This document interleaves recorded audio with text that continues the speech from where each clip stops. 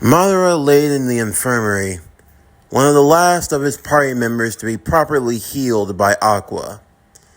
The Devil King's forces had been repelled in the capital, and peace had been restored. Of course, there were casualties, such as Kazuma, but thankfully, with help of Aqua, and with a little help from a certain goddess up in the heavens, he would be brought back. Everyone was being attended to. Jiraiya and his severe wounds would be mended. Madara was the last one to be checked on, and Aqua, well, more surprising than most, wasn't being her usual snobby self. In fact, she was going out of her way to help as many people as she could. It was something that Madara had taken note of. For once, the lazy and lethargic goddess was actually putting in work, real work. By the time she finally got to him, she couldn't even look him in the eyes, as she gave him as extra of a blessing and healing as she could, and Madara could feel that there was a lot of tension between them. Aqua, just stay still, okay? I promise, I'm gonna heal you up. Everything will be fine. Aqua, I'm sorry about what I said. Why are you apologizing? You're not the idiot I am. I go talking about being a goddess, yet all I've done is cause more harm than good. I don't see it that way. Huh? You made a mistake, yes. Perhaps you weren't as attentive as you should have been. But you gave everyone a second chance. People that didn't even deserve it. Even me. Let's be honest, I deserve to rot in hell for all the crap I've done in my life. But you actually gave me another chance at living. Don't get me wrong. Some days it sucks being stuck in this world. My power being reduced to a shell of what it once was. Always feeling like I'm caught up in someone's hijinks. But I've made friends since I've come here. I've started to overcome some of that darkness inside of me. Hell, I even found love with a lich. Shut it. But seriously, all the blessings that I've been given in this world, I never would have received them if you didn't give me that second chance. So in that regard, I'm sorry. I'm sorry that I dragged you down here with me, and that we're pretty much stuck for the long haul. What is this I hear? Tobirama said from the doorframe. Madara Uchiha actually showing compassion. Oh great, now you want to start with me too? No, I was just coming to check on Lady Aqua. Everyone seems to have recovered well, and the reconstruction of the castle is going remarkably. His shadow clones are able to move really super fast. It's like he can work with multiple people all at once. Yeah, Madara said. That's how the shadow clone jutsu works. Reconstruction will be done in due time. The princess wants to meet with us. And where's Chris? She's disappeared, along with a few other things. I'll fill you in on the way.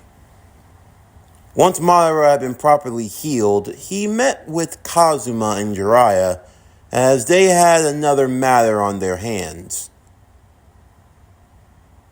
What's going on? Madara would ask. Darkness was standing behind both boys as she held them by the collar. Safe to say, they had done something dumb. Well, first, it's nice to see you, Madara. You've been asleep for over 10 days now. Well, I mean, that's to be understandable, with the fighting and everything. And 10 days? Madara said. I've been out for 10 days? What the hell? I knew you were going to react like that.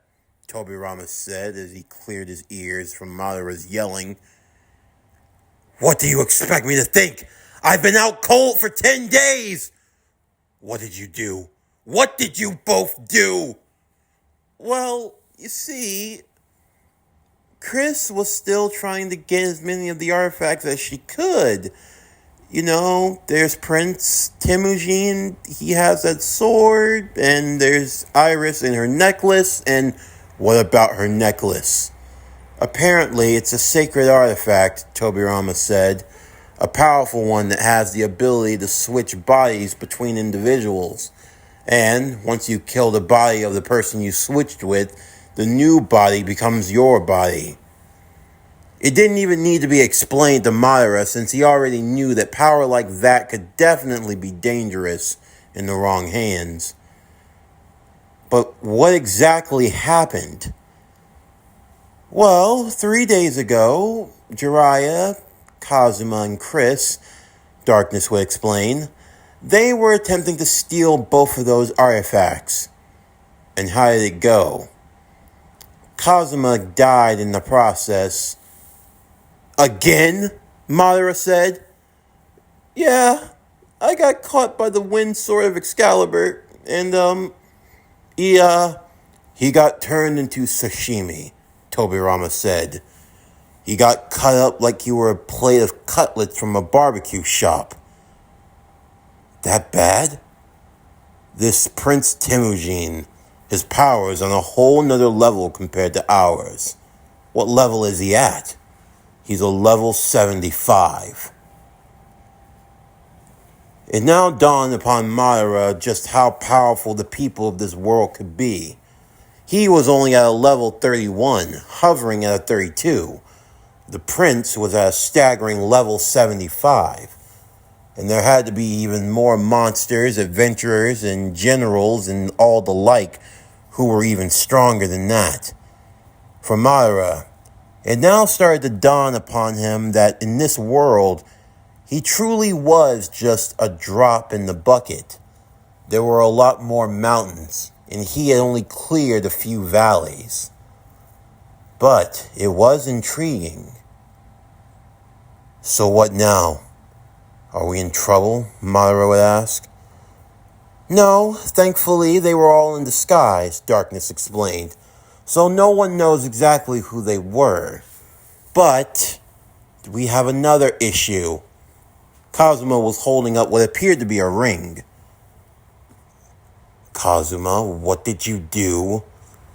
Well, we might have used steel to try to get the sacred items, but we only grabbed the necklace and Princess Iris's ring. You don't understand how much of a precious heirloom this is to the royal family. How precious? Kind of precious where when a guy takes that ring, it means he's supposed to be her future betrothed. Betrothed? You're getting married? Tobirama said. Well, congratulations. Shut it, fish boy. This isn't funny.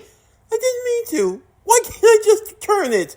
Because once it's been taken, if word gets out that the princess had her ring stolen, it would bring great shame.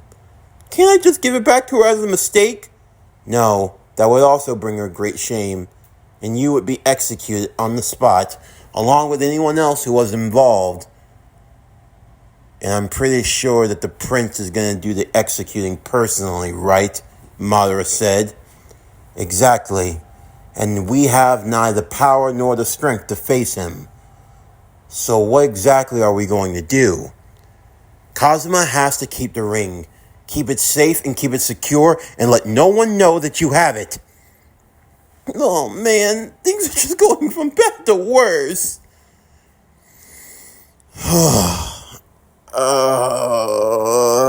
Madara, what's wrong? Darkness would ask. I feel a migraine coming. If that's so, perhaps we can get Aqua to heal you again. No. Oh, man. When are we going home? Tomorrow. Now that with the restructuring of the town underway, Tobirama said. We've served our purpose here, and we no longer have a reason to stay. What about the Akatsuki? They've confirmed 3 of the deaths. As for Datara, no one's found his body, although he could have been destroyed beyond repair. I doubt it. Until you find the body, you have to assume the worst. So you think Datara's still out there? Cosmo would ask. Most likely. Perhaps he really is dead, but you can never rule it out. He'll be back if he is alive. And we'll be ready for him. His days of bombing will be brought to an end. Datara had survived, almost as if it were a reversal of fortune, being on the receiving end of an attack that was supposed to kill you. Suddenly, he started to realize that maybe Sasuke surviving the attack wasn't as stupid as he thought. After all, everyone thinks that they're nigh invincible until they stare death in the face. It's only then when you become really desperate that you can try to save your own life. But Datara wasn't in the best of shape. For one, he was missing an arm and a leg. He had to crawl all the way in the forest before finding some reprieve and using healing magic on himself. Now, he had to make clay arm and clay leg just to keep himself mobile. But whenever it rained, it caused the clay to melt and to disintegrate, only making his time even more excruciating. The evil eye monocle had been destroyed as well, so there wasn't a whole lot for him to do in that department. Safe to say, he found himself at death's door until he was picked up by a certain somebody. A certain somebody who recognized skill and talent. And, in the right hands, this could prove to be rather useful to him. If you're gonna kill me, then just get it over with. No, my terroristic friend, not yet. The living are not done with you. And to who do I owe the pleasure? I am Lord Alderp, and I have decided that I will be taking you into my care. I doubt a man like yourself gives charity for free. Nothing in this world is free, my boy. But it's said that you were able to push that Madara to his limits. Tell me, who's stronger, you or him? Right now, I'd say it's me, just in terms of our levels. But he can improve fast, and he wasn't the one that took me out. No, it was the Crown Prince Temujin. I don't blame you in that regard. He is the #1 general for the King of Axel, and he's been the one fighting on the forefront against the Devil King. In the end, I have no shame in losing to someone of his caliber, but he's not who I'm concerned with. I take it you're not a fan of Madara Uchiha? Of course not. If you have your own grudge for whatever reason, that's fine. I have the resources to save you and to make you stronger. I'm even willing to keep our partnership under wraps. There's only one thing that I require of you. 2, to be specific, though. Okay. What are your demands, Lord Alderp? I want Lalatina Dustina's Ford into my care. But in order to receive her, I need you to destroy her group of friends. And among them, I need you to eliminate Madara Uchiha. I will be able to pay you a hefty sum for your troubles and... Madara, is something of an entirely different beast, Datara said. You want to pay me for expenses, fine, but there's no need to pay double. I'll kill Madara for free. As the next day would arrive, Iris, Claire, and Rain would prepare to see Madara and his friends off, as they were now set to return home to the city of Axel. As they did so, Iris would lament missing out on being with her friends, but she was grateful to all of them for what they had done for her. I can't thank you enough, Claire said. Your methods at times are unorthodox, but you are all truly heroes of the highest order. I do wish for your continued success, and that if need, you will aid us in the future. Of course, Kazuma said. Whenever you need help, whenever you feel like all hope is lost, all you have to do is cry out. And we shinobi, we will be there. A guarantee like the night. A guarantee like the moon that shines even without stars. A guarantee like, yeah, we get it, Kazuma. With that, Aqua and everyone else would start pushing him out the door, as Iris would smile and wave. She looked up at her hand that was missing her ring, but she wasn't too worried. She had a pretty good idea about who had it, and as long as he had it in safety and security, that was all that mattered to her. For Megumin, she was happy that they were leaving as well. She didn't like the way that Iris was always hugged up on Cosmo 24/7, playing this big brother crap all the time. Like, seriously, God, will you shut up? Megumin, you look oddly peaceable. Oh, I am, because now we're all going home where we belong. I don't have to deal with this big brother nonsense 24/7, always going on and on about how, Kazuma-chan, you're my big brother, I love you, Kazuma. God, her voice is so annoying. If I didn't have any of my self-restraint, I would have blown her and their whole castle to sky high and just...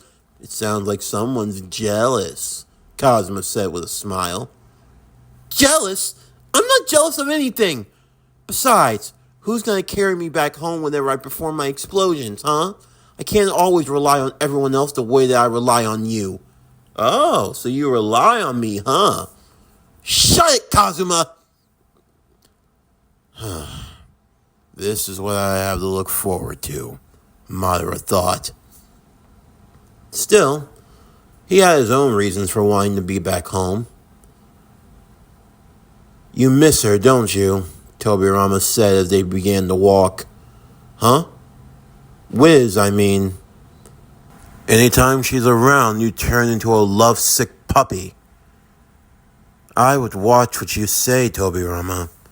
After all, I am Madara Uchiha, and I don't take kindly to disrespect. You talk a big game, Madara, and you act like I still can't take you. Because you can't. I can. Can't. Can. Can't. Can. Do you want to settle this right now? I take it that your wounds have healed, and I assume that if you have enough room to talk, then you have enough room to fight. Is that a challenge, Tobirama? And Uchiha never backs down from a fight. And a Senju never backs down from an Uchiha. Then you want to try it? Absolutely. And come on, guys. We don't have to keep up all this fighting and nonsense, Jiraiya said as he wrapped his arms around them. We've survived the worst of the worst and anything else that's left to come. If anything, I say it's time we look to the future with a renewed vigor and determination. Also, I really think it's time we look into that other objective I've been talking about. No, Madara said. We're not going to be looking around for any other shinobi that got brought into this world. It's best if there are any more that they just be like sleeping dogs and be left where they lie. But no, we're not looking for any more shinobi. More ninja only lead to more trouble, Madara said. So no, we're not looking for any more ninja. None whatsoever. And that's final! 3 days later, there was a knock at the door to the mansion home of Madara and friends. Coming! Megumin would say. Ooh, my delivery finally came. Wow, that was pretty fast. Hello, little lady. Are you the one that ordered for the new capes and eye patches? Yeah, but I only placed that order like a few moments ago. I didn't think it'd get here so fast. Well, little lady, fast and efficient is definitely our motto. Well, my motto for my company, and I thank you for working with Minato's lightning fast delivery service. After all, like I always say, if you're ordering a dash, I'll be there in a flash. Wait, what was that? Jiraiya ran to the door immediately, shocked to see a familiar spiky blonde-haired boy dressed up in overalls and a tie. No way. Master Jiraiya? Minato! Minato! Yes! What's going on? Kazuma and everyone else raced to the door. Tobirama and Madara recognized who it was. Lord Second. Madara, sir. Guys, look! It's him! It's him! It's him! I told you! Yes! Someone new? Aqua would say. Apparently. We have guest, Darkness said. Hi, I'm Darkness. Nice to meet you. Yeah, I'm, Minato. Minato? Minato Namikaze, Madara said. Better known as the fourth Hokage.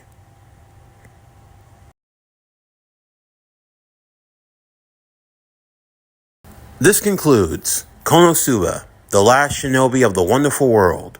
What if Madara Uchiha was reincarnated in Konosuba? Season 3, Part 9. As always, if you enjoyed today's video and everything else that we have to offer, then please don't forget to like, comment, subscribe, share, and hit that bell for post notifications so you can stay up to date on everything that is Power Core Productions and Podcastings that has to come out now and in the future. Stay tuned next time as we continue with Konosuba, the last shinobi of the wonderful world. What if Madara Uchiha was reincarnated in Konosuba, Season 3, Part 10. But anyway, that's going to do it for the end of today's video. I'm Javon Harrington with Power Core Productions and Podcastings, signing off, and I'll see you next time.